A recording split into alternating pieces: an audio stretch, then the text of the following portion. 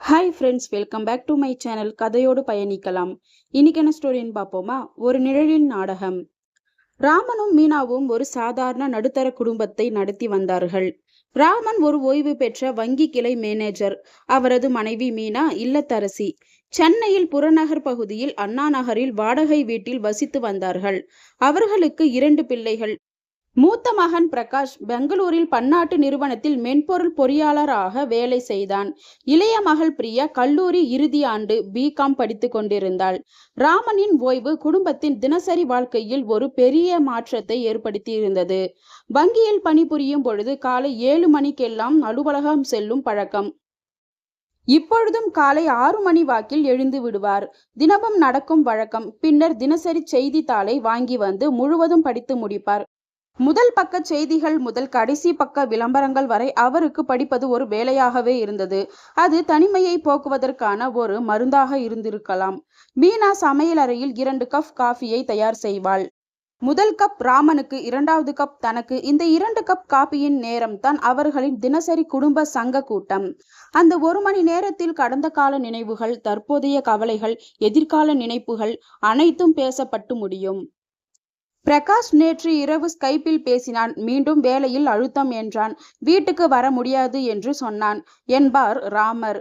காஃபியை ஒரு சுவை பார்த்தவாறு, அவனுக்கு இப்பொழுதே ஒரு மனைவி வேண்டும். சரியாக சாப்பிடுவான். இல்லையென்றால் இந்த வேலை அழுத்தத்தில் உடம்பே பாதிக்கப்படும் என்பாள் மீனா. பிறகு கவலையுடன், மீனாவுக்கு நவம்பரில் தேர்வுகள். அதற்குள் நீ ஏதாவது பேசியாயிற்றா என்பார் ராமன்.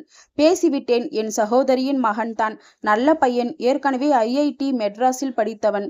இப்பொழுது அமெரிக்காவில் வேலை. சம்பளம் கூட நல்ல சம்பளம்தான். ஆனால் மீனா வாக்கை நிறுத்துவாள். ராமன் கேட்டார். அவர்கள் கேட்கும் பணம் நம்மால் முடியுமா? 20 லட்சம். மீனாவின் குரலில் ஏமாற்றம் தோணிக்கும். ராமன் ஒரு நீண்ட மூச்சு விடுவார். அமெரிக்காவா? பிறகு பிரியாவையும் அங்கே அனுப்புவார்கள். நாமெல்லாம் இங்கே தானே. இந்த வயதில் நாம் ஒருவர் மீது ஒருவர் சார்ந்து இருப்பதற்கே இடமில்லையா என்று சொல்லிக்கொண்டே தன் மனைவியின் முகத்தை பார்ப்பார். மீனா புன்னகைப்பாள். எல்லாம் நம்ம மகளின் மனசை பொறுத்தது. அவளுக்கு பிடித்திருந்தால் நம்ம என்ன செய்ய முடியும்? கடன் வாங்கித்தான் ஆக வேண்டும். மத்தியானம் பிரியா கல்லூரியில் இருந்து திரும்புவாள். அவள் வீட்டுக்கு வரும் வரை சாப்பாட்டில் கை வைக்க மாட்டாள் மீனா. மூவரும் சேர்ந்து சாப்பிடுவது ஒரு விழாவை போல். அப்பொழுதுதான் குடும்பம் முழுமையாகிவிடும். பிறகு ராமன் ஒரு சிறு தூக்கம் போடுவார். மீனா வீட்டு வேலைகள். பிரியா அவளது படிப்பு. அவள் ரூமில் இசை போட்டுக்கொண்டு எழுதுவாள். அந்த இசை அவள் தன் பெற்றோரின் பேச்சுகளில் இருந்து தப்பிக்க ஒரு வழியாக இருக்கும். மாலை நேரம் ராமனின் பூங்கா நேரம். அங்கே அவரது நண்பர்கள் காத்திருப்பார்கள். அரசியல் முதல் சினிமா வரை எல்லா விஷயங்களும் பேசுவார்கள்.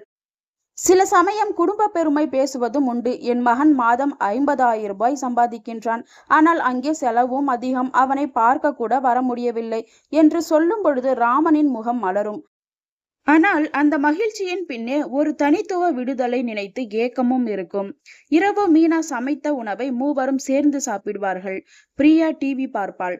ராமனும் மீனாவும் வீட்டு முற்றத்தில் உள்ள பெஞ்சில் அமர்ந்து பேசிக் கொண்டிருப்பார்கள். சில நேரம் மௌனம். அந்த மௌனத்தில் அவர்களின் கனவுகள், ஏமாற்றங்கள், சந்தோஷங்கள் அனைத்தும் கலந்து நிற்கும்.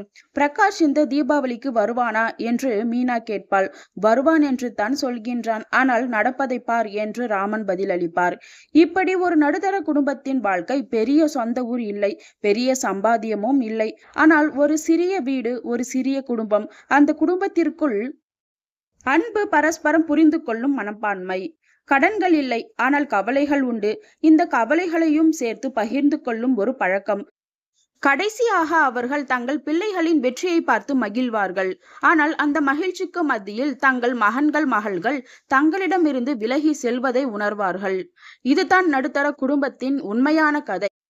பெரிய சாதனைகள் இல்லாமல் சாதாரணமாக வாழும் குடும்பங்கள். ஆனால் இந்த சாதனை தன்மைதான் அவர்களின் வலிமை, அவர்களின் இதயம். இதே போல சூப்பரான ஸ்டோரிஸ் கேட்கணுமா? அப்ப என்னோட சேனலை சப்ஸ்கிரைப் பண்ணிக்கோங்க. அடுத்த ஸ்டோரியில சந்திக்கலாம்.